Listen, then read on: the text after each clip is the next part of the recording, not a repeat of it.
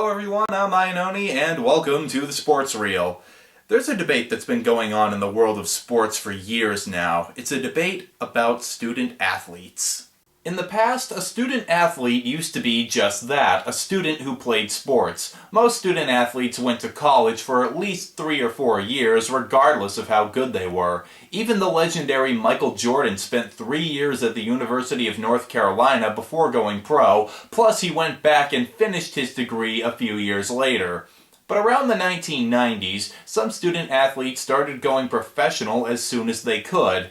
This was especially prevalent in basketball, where players were being drafted right out of high school. Players like Kobe Bryant, Kevin Garnett, and LeBron James. Since then, the NBA has put in place a rule requiring players to be at least 1 year removed from high school before entering the draft. Now, some people oppose this rule, thinking that players should be allowed to go pro as soon as they finish high school. Others think that the players should go to college. One person who thinks that is the subject of today's movie, Coach Carter. This movie is based on the true story of Coach Ken Carter, who took over the job of head coach of the boys basketball team at Richmond High in California. He challenged his players both physically and academically, giving them tough standards to live by if they were going to play on his team. Parents and teachers pushed back, however, and Carter was at the center of a firestorm of controversy. I know you can't really tell from those clips I was just showing you, but trust me, that is the main focus of the movie. There is also a lot of emphasis on the movie's soundtrack because it's an MTV film. So let's take a look at Coach Carter. We open on an exhibition game between the Richmond High Oilers and St. Francis High, a private school. The game is attended by Ken Carter, played by Samuel motherfucking Jackson. Don't get too excited, he never says motherfucker, it's a PG-13 movie. Carter is at the game because his son, Damien, is a bench player for St. Francis, but he's also considering the head coaching job for Richmond, where he was once a star player. We also see that St. Francis has a star player named Ty Crane, who is destined for the NBA draft. A fight breaks out after Crane does some trash talking.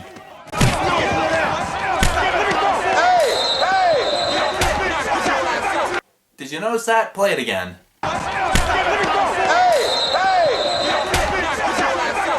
Yep, they're clearly putting in punching sound effects even though no one is throwing any punches. Man, little things like that just drive me nuts. Man, I'm parched. I'm just gonna have a sip of my soda real quick. After the game, a reporter stops Crane for an interview. Great game. Tell everyone out there what it feels like to be the next LeBron James. Well, it feels great to know I'm going to be insanely overhyped and overpaid without ever having to worry about winning a championship. Did that just come out of my mouth? Carter goes to speak with Richmond's current head coach about the job offer. Kenny Ray Carter, Richmond High School All-American 1972. Well, thank you, Coach Exposition. Later that night, we see Carter discussing the job offer with his wife. Let's it work? Oh, well, you can't say no to that. The team, it's so bad. Those boys, they're so angry and undisciplined. And besides, you don't have the time. You're trying to open up a second store. Exactly. I don't have any time. And you promised to take your girlfriend to Mexico in January. And I'm definitely keeping that promise. There's no way I'm not going to Mexico and hanging out on the beach with you in your bikini. I can't take that job. So when do you start? What? You just listed off every reason why you shouldn't take the job, and now you're going to take the job? Are you mad? Certainty of death, small chance of success. What are we waiting for? The next day, Carter is driving Damien to school at St. Francis, and they talk about the job at Richmond. Well, then I'll just go to Richmond and play for you. No. Well, why not? Dad, you've always been my coach. This is a great school, Damien. Puts you in a great position for college. Dad, I'm a freshman. Oh, come on, Carter. He's your son. Have a heart and let him play for you at Richmond. I'm sure it's a fine school. A metal detector. Stay at St. Francis, Damien. You'll be better off for it. So Carter formally accepts the job at Richmond, and he meets the team. Now, seeing as how it's mostly black players on the team, I'm sure we're going to get the one obligatory white player. That's probably going to be some skinny nerd or something. What's your name, sir? Jason Lau, but ain't no sir. Oh, god damn it, it's Channing Tatum! And not only is it Channing Tatum, it's Channing Tatum in his first movie role trying to act like he's from the inner city. Oh yeah, and he was 25 years old when this movie was made. Now, why would they get somebody 25 years old to play a high schooler? For shots like this. Shut up, dog. The Crane swooped down on you and delivered a basket of beatdown. He clowns you, dog. Oh yeah, for the ladies. Anyway, Carter gives each player a contract that they must agree to if they're going to play for his team. The contract states that each player must attend all of their classes, sit in the front row of those classes, do 10 hours of community service, wear a shirt and tie on game day, and maintain a 2.3 grade point average, even though the state only requires them to have a 2.0 GPA. Some players take issue with the contracts. Where you going? I don't do high school contracts. Tell us when you meet the real ballers. I will do that, sir. Actually, if you had read the fine print, you'd see that it says you get $1 million, but too late now, motherfucker! But the majority of the players do stay, and Carter begins their workouts. I presume you all know what suicides are. Oh, did you hear that? That was the sound of everybody in the geek community groaning all at the same time because they all just remembered doing suicides in high school gym class. Later, Carter meets with the players' parents who also need to sign the contracts, and he finds that he is met with resistance. The state only requires that they have a 2.0 average to play. Now, you got in here, they need a 2.3. How dare you try to make my son educated? He's already smart enough. He's unlocked most of the achievements on Call of Duty. Later that evening, Carter is at home and Damien brings him a copy of the contract which he has amended, committing to a 3.5 GPA and 50 hours of community service, as he desperately wants to play for his father. And how many days do I have to consider this offer? None. The second page is a letter you need to sign that confirms my withdrawal from St. Francis. They know I'm leaving. What? You withdrew from St. Francis? I called Richmond. They expect me there in the morning. You called Richmond? You should have spoken to me about this. I'm pretty sure he would legally have to. Since when can you switch high schools without your parents' permission? But Carter relents, and the next day Damien starts classes at Richmond. While walking the halls, he comes across the other players. They call me wild. It's alright. Can't get mom tonight. Say what? You might think I'm wrong, but she's got these thongs. Yeah, nice rapping there, Channing. I look forward to seeing your debut album once you get signed by Def Jam Records. Record labels are still a thing, right? So, after some practice, the team is ready to play their first game against Hercules! Yep, Hercules. That's the name of the school. I know it sounds like an odd name for a school, but hey, it gives their fans an easy cheer. Hercules, Hercules! Okay, well, let's see if any of their training has paid off.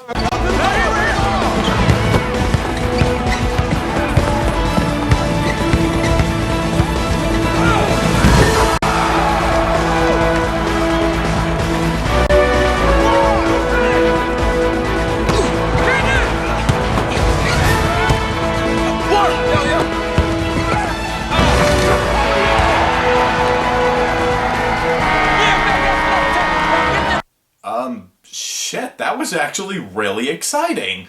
No, I'm serious. The action was well paced. It felt like I was watching a real game. I was genuinely interested. Maybe the rest of the movie will be like this.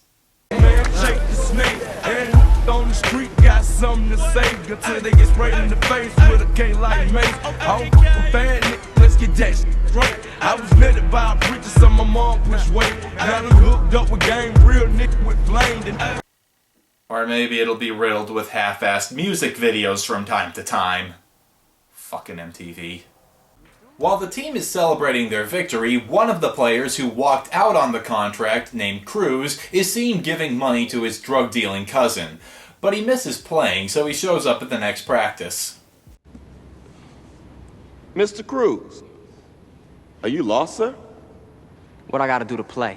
Mr. Cruz, you do not want to know the answer to that question. Okay, Mr. Cruz. Before you can play on this team, you owe me 2,500 push-ups and 1,000 suicides. Damn.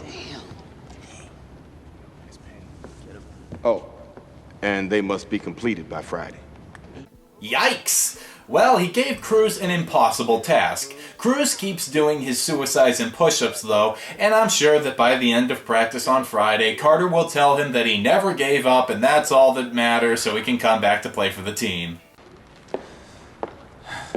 I'm impressed with what you've done, but you came up short. You owe me 80 suicides and 500 push-ups. Please leave my gym. Okay, dude, now you're just being an asshole. That'd be like saying, if you want to be part of the debate team, you have to recite every word in the English language in reverse alphabetical order in under an hour. Go. But the other players offered to do suicides and push-ups for him because they succeed together as a team or some bullshit like that, I don't know. Bottom line, Cruz gets back onto the team. So the team keeps winning games and remains undefeated halfway through the season. Oh, and we get more of those music video sessions, they're still boring. That's one of the movie's main problems, is that it tries too hard to interject its own soundtrack. Look, if I want to see a basketball movie, I'll watch a basketball movie. If I want to see music videos, I'll watch MTV. Nope, couldn't say that with a straight face. One day at practice, Carter goes to confront one of the players, Junior, about his grades. 8 rebound a night numbers. See, that's my big nigga right there, son. Hey, if you was any bigger, you'd be my bigger nigga. Am I allowed to comment on that? No? Didn't think so. Anyway, Carter knows that Junior has been missing classes, so he suspends him until he can get it together. Later on, Junior's mother comes to Carter's sporting goods store to tell him Junior is getting scholarship offers. She could pull him out of Richmond and put him into another program, but she has faith in Carter's strict academic standards. She wants Junior to play for him, so she makes Junior apologize and promise to go to all of his classes. There's not much I can say about this scene, it's done rather well. A few days later, Carter tells the players that they've been invited to play in a tournament, and also tells them he'll be getting academic progress reports for all of them soon. The players pay no attention to the news about the academic reports, and we get to watch a bunch of 25-year-olds pretending to be high schoolers dance around half naked. Again, for the ladies. So we jump ahead to the final day of the tournament, and it's the championship game between Richmond and Bay Hill. So let's get right to the action. Scream!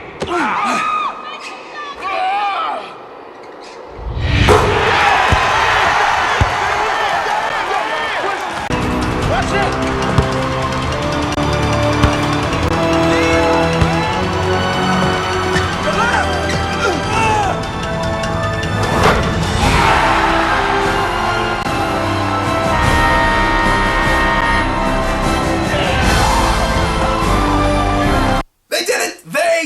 They won the tournament!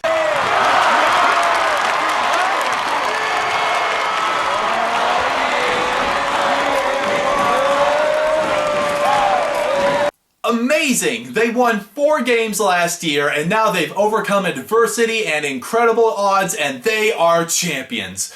So, what did I think of the movie? Well... What? It's not over yet? Well, how much longer is there?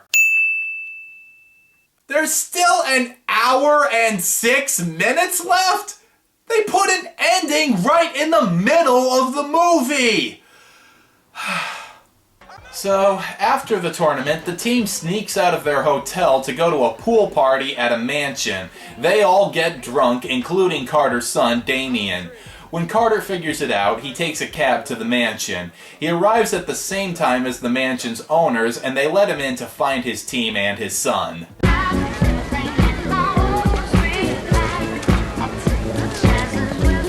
Damien Carter, get your ass out of that pool. Yes, Oh man, this is just like that episode of Fresh Prince where Uncle Phil busts Carlton for drinking. Or was that Step by Step? Or Family Matters? Or Boy Meets World? Point is, there's a few times in this movie where I feel like I'm watching a TV show.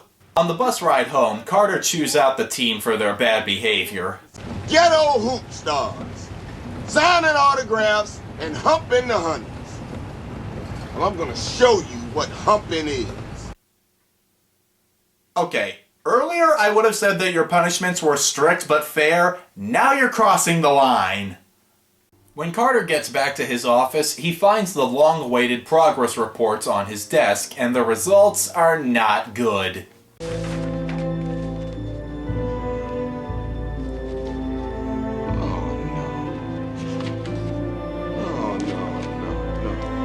Oh, no! Jesus won the Civil War? George Washington and Abe Lincoln were cousins? Our current president is Winston Churchill? Man, these kids are dumb! The next day, the team finds that Carter has canceled practice and locked down the gym. No, literally, he put a friggin' padlock on the doors to the gym. Look, Coach, I know you're upset, but I'm pretty sure your players aren't the only ones who use that gym. What about the girls' basketball team, or the wrestling team, or just plain old gym class? What, just because your players think the capital of Kentucky is K, everyone has to suffer? The team meets Carter in the library, where he tells them all basketball activities are suspended until everyone on the team has improved their grades to an acceptable level. We are the Richmond Oilers. Do you know what Oilers stands for? People who drill for oil. What's your point? Cruz, who had to beg to get back onto the team, is pissed off and quits again. But Carter sticks to his guns and forfeits the next game, resulting in the team's first loss of the season. Carter soon finds out his actions have created a media firestorm. Which of course means we're due for a cameo appearance by a famous sportscaster. Now, at the start of the season, I understand you made all of your players sign a contract before they could join the team. What exactly were the conditions of that contract? Oh, hi, Bob Costas. You can pick up your check from Frank on the way out. Later, we see Carter in the library for another meeting with the team, and he explains to them why he's doing this. Well, damn, Coach Carter, if I ain't going to college, where am I gonna go? Now, that's a great question. And the answer for young African-American men in here is this. Take 5, Tatum. This doesn't concern you. Now, I want you to go home and look at your lives tonight. Look at your parents' lives. And ask yourself, do I want better? If the answer is yes, I'll see you here tomorrow. And I promise you, I will do everything in my power to get you to college and to a better life. Wow, so Sam Jackson isn't just the founder of the Avengers, he's the founder of Future 5. But as time goes on and another game gets forfeited, Carter finds that the community doesn't support his ideas, and he is harassed both verbally and physically.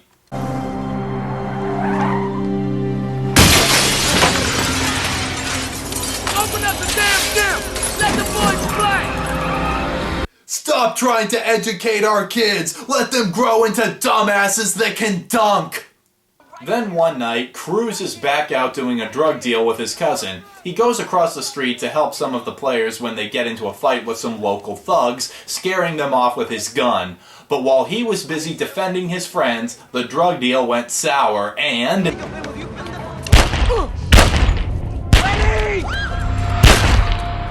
No! Wait, why do I care? This guy's had like 3 minutes of screen time. Cruz goes to Coach Carter's house, covered in his cousin's blood, begging to be part of the team again. Carter, concerned for Cruz's well-being, lets him back onto the team. Sometime later, the school board has a hearing on the lockout, and the parents and teachers get to voice their opinions. I'd like to open this board meeting up for comments. As a teacher, I was offended when asked by a coach to provide progress reports. Nowhere in my contract does it say that I have to do so. It creates more work. This lockout has brought negative media attention that questions our abilities as educators. End this madness. End this lockout. Okay, what is with this actor? Did he think this was going to be his big break? This lockout has brought negative media attention that questions our abilities as educators. For it is our job as educators to educate the children, whilst Coach Ken Carter is tasked with teaching them the game of basketball. Thank you.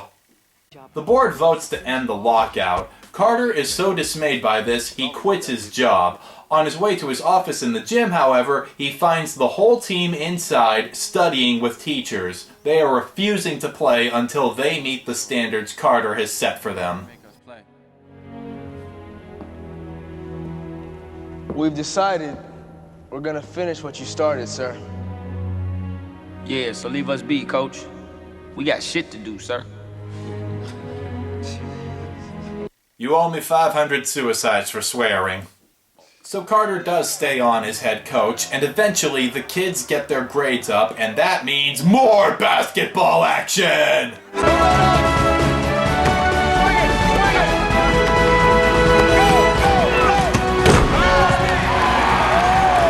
Just as awesome as before! At the end of the season, the team finds out that they will be playing for the state championship. Guys, now listen. It's not gonna be easy. It's gonna be a long road. We're a really low seed. Who we get, Coach? Gee, I wonder if they'll be playing against Damien's old school St. Francis.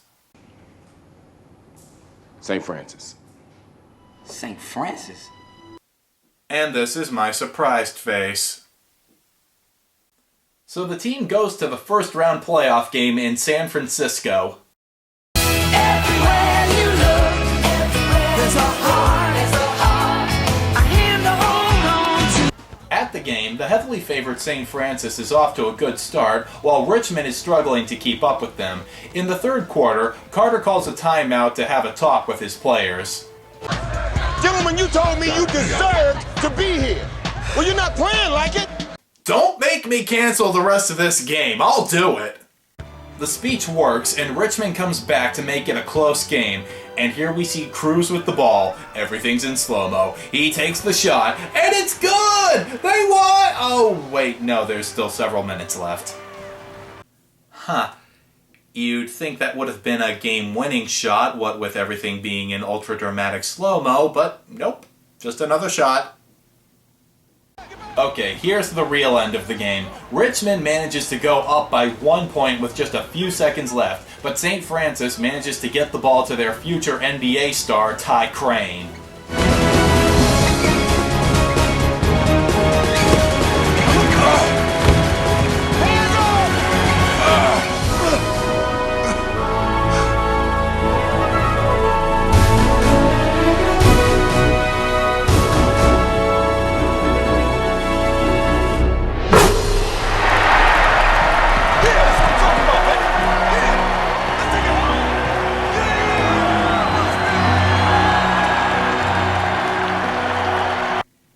Well, shit. So Richmond loses the game, but in the locker room, Carter gives them the old "you played like champion" speech. If someone walked in this door right now and offered me the coaching job at any school in the state of California, you know which team I'd choose? St. Francis? I'm just saying, man. 500 more suicides. And so our movie ends on the team receiving a hero's welcome back in their gymnasium, and some text tells us that several of the players went on to play at different colleges. You know, I'll bet Damien really screwed up by switching from St. Francis to Richmond, and he probably went to some loser college. Wait, he broke all of his father's old records and went to West Point? Damn, son! And that was Coach Carter. How was it? Well, that's kind of a tricky question. I guess the best answer I can give is that it's a good movie, but it gets bogged down by a lot of bad stuff.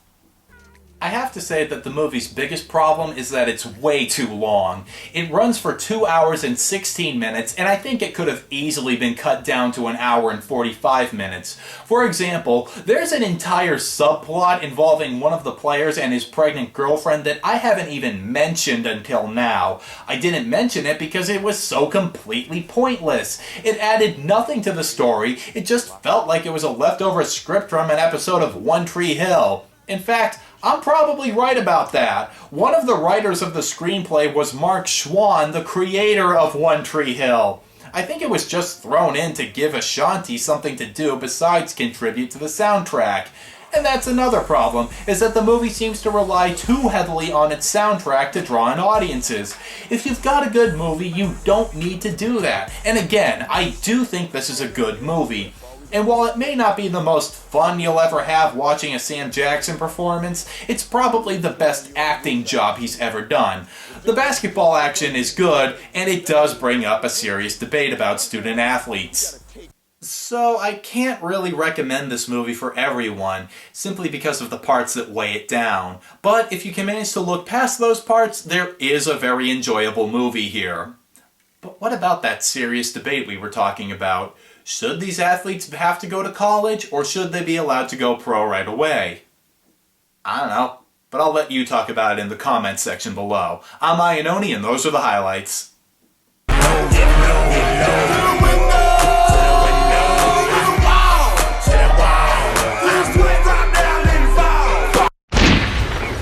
What is that?